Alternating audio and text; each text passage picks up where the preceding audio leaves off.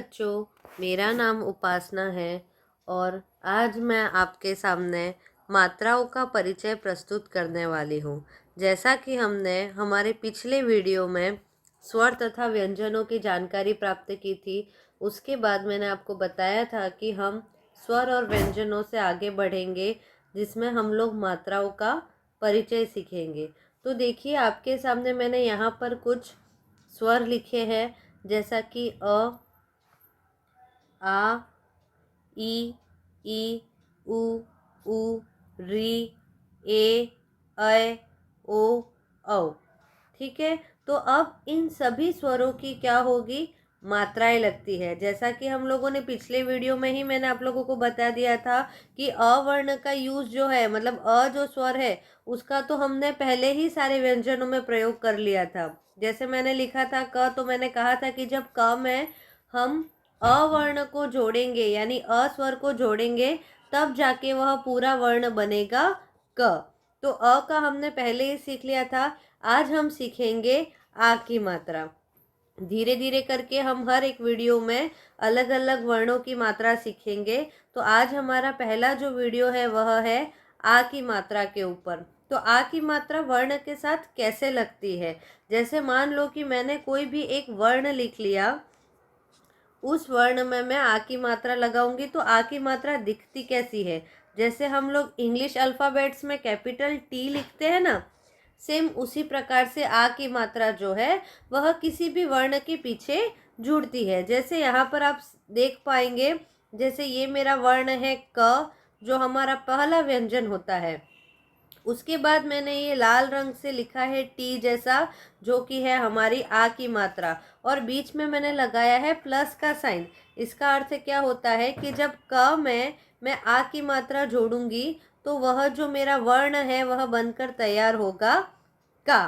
तो का वर्ण का यहाँ पर निर्माण होता है। उसी प्रकार मान लो अगर मैंने ख वर्ण लिखा होता और ख में मुझे आ की मात्रा जोड़नी होती, तो वो वर्ण बनता खा।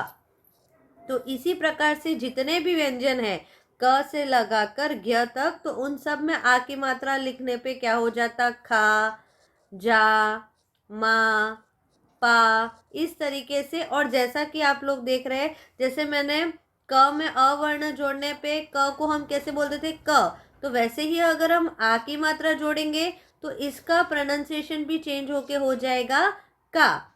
ठीक है। जैसे जैसे हम आगे वर्ण में बढ़ेंगे, उनकी मात्राएं होगी, वैसा ही हम उनका प्रोनाउंसिएशन करेंगे। तो क में आ की मात्रा जोड़ने पर बनता है का। उसी प्रकार यहाँ पर देखिए, क में आ की मात्रा जोड़ने पर बना का।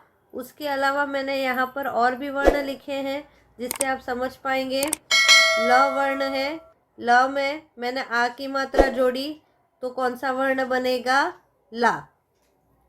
च वर्ण है, च में आ की मात्रा जुड़ने पर क्या बन जाएगा, चा। तो ये तो हो गया हमारा वर्ण निर्माण। अब वर्ण से हम शब्द कैसे बनाएंगे। जब एक से अधिक वर्ण मिलते हैं तो शब्दों की रचना होती है। तो यहाँ पर आप देखिए, मैंने जैसे आपको बताया था का कैसे बनता है, तो मैंने पहला वर्ण लिख लिया का, और फिर उसमें मैंने एक और वर्ण ऐड किया म। तो इन दोनों वर्णों को जोड़ने के बाद मेरा शब्द तैयार हुआ काम।